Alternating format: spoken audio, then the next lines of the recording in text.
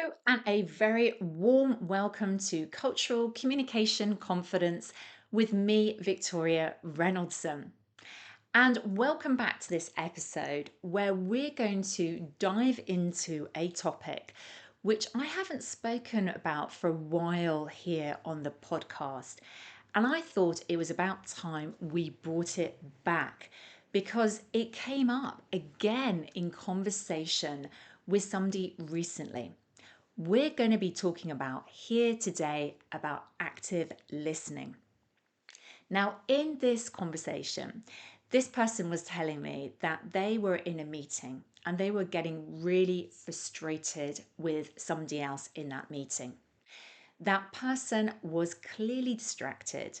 They were scanning, their eyes were scanning across the screen, and clearly they weren't just only on the call, but doing maybe some emails or looking at something else. They also were glancing down and probably looking at their phone as well. And their questions really clearly indicated that they just weren't in the virtual room. They were somewhere else.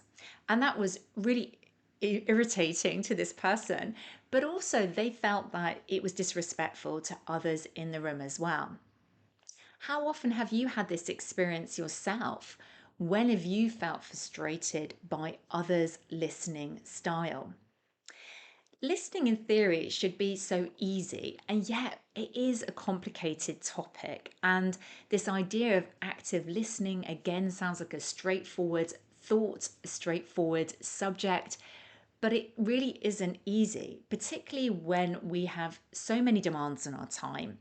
And in fact, for some individuals, teams, or organizations, that sense of multitasking is actually a badge of honor, being able to do so many different things at the same time. But even if you're not a multitasker, knowing that there is so much waiting for you to process, to deal with when you come out of the meeting, can also be deeply distracting. So, how do we actually do this? How do we make sure that we actively listen? This is what we're going to get into today, and I'm going to share with you some very practical strategies and ways that you can make sure, as a global leader or a future global leader, how do you make this happen? Now, before we get into those strategies, I'm just going to mention here that listening, of course, is a core skill of your global leadership communication skills. And that is why I have a very special resource that goes with this podcast series, which is all about developing other key skills that you need. This is a training series that I'm making available to you completely for free. So if you would like to go deeper into topics like this, then please feel free to access those. Just head over to www.culturecuppa.com/leader, and I'll put that link in the show notes. You can access that training at any time. But coming back to the episode, we are talking about strategies for active listening. So, the first thing that I want to talk about is your commitment to listen. This is a choice. We are in a world which is full of distractions. So, you have to choose to actively listen in the moment. So, whether you are in a meeting, whether you're in a conversation one to one, or whatever the context may be, you have to commit to that.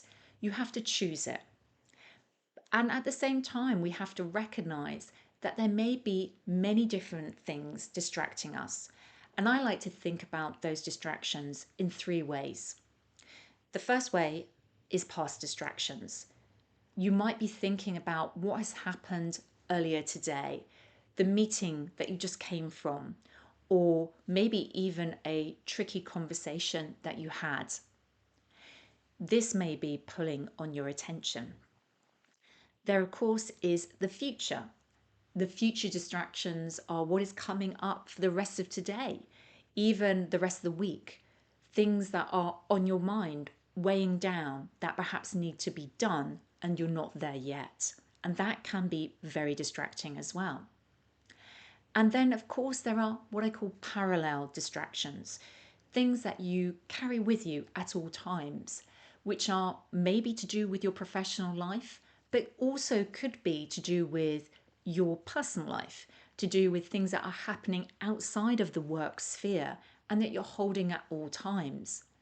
At moments in your life, these will be more pressing and creating more emotional tension, and perhaps even, I was going to use the word baggage sometimes. We're really carrying a load with us all the time that preys very much on our mind. So I want to recognize all of those distractions can be incredibly valid, both, or all of them, in fact, from the past to the future to the present. But they are distractions. And if you want to commit and choose to actively listen, then you need to make sure that you quieten those down. So, whether you think about it like a volume dial, which you are just turning down the volume on them for the moment, or you find a way to block them out for the present moment and the here and now, this is part of your commitment to listen. So, this is the first strategy, the first part. Moving on from that, I want you to think about how do you show you're listening? Now, this is something that I'm really interested in. How do you demonstrate, without saying anything at all, that you are listening well? This for me comes down to your body language, indicating through your non-verbal cues that you are listening well. So, this could include, for example, how you're sitting. It could include, for example, how you lean in physically. Or I know that when I'm listening, I tend to put my head to the side. If you're watching the video version of this is what I do. You might be nodding. You might be using your eye contact to indicate that you're listening. I want you to really consider this. Show that you are listening well. From there, I want you to think about what I call intelligent listening. This is listening with your eyes.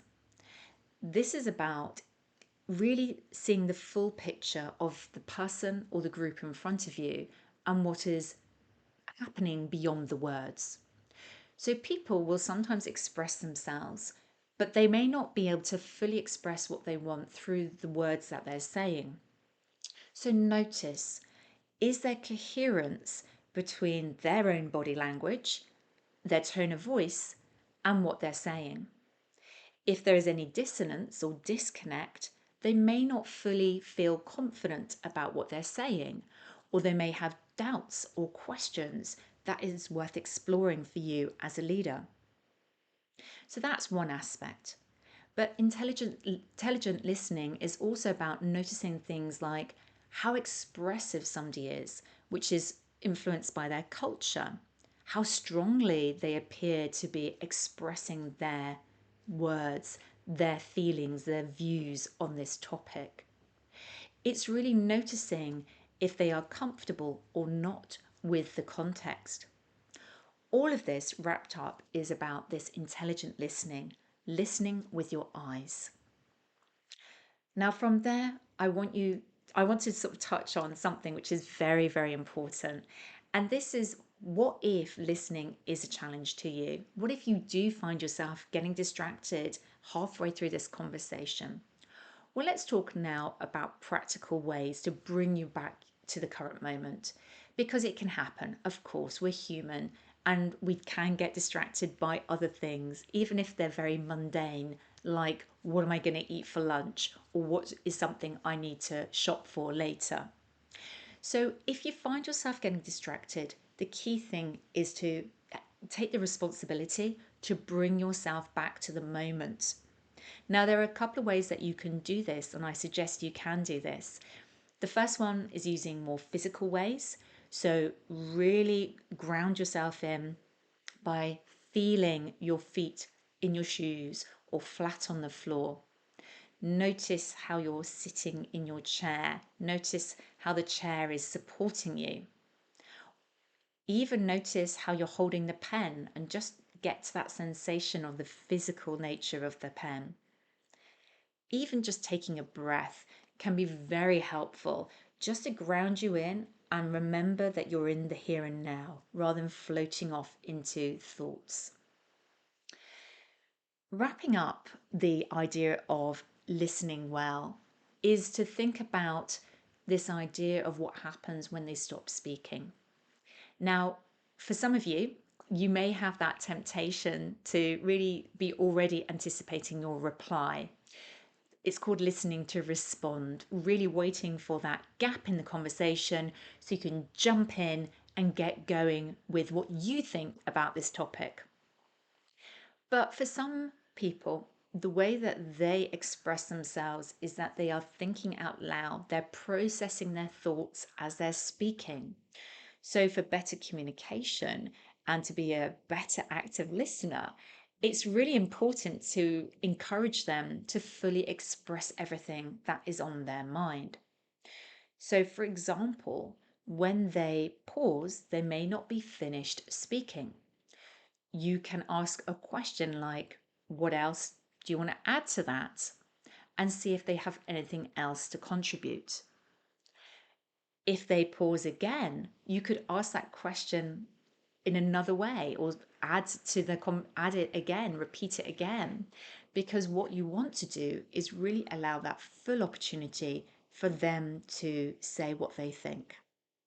Once they are complete, you know then that you've allowed that full listening opportunity. You've allowed them that time to fully express themselves. So there are the strategies. The questions I want you to reflect on and think about here are really, how can you be a better listener? Which of these strategies do you think is going to help you the most when you are distracted in the meeting? And how are you choosing to commit to listen better today? This brings us towards the close of this episode. But as we do, don't forget, there is a free resource that accompanies this episode and every episode on the podcast, which I'm making available to you for free as a training with focus on the key global leadership communication skills you need. If you'd like to access that, then head over to www.culturecuppa.com/leader or look at the link in the show notes. In the meantime, thank you so much for joining me for this episode. I look forward to being back soon, and I will see you next time.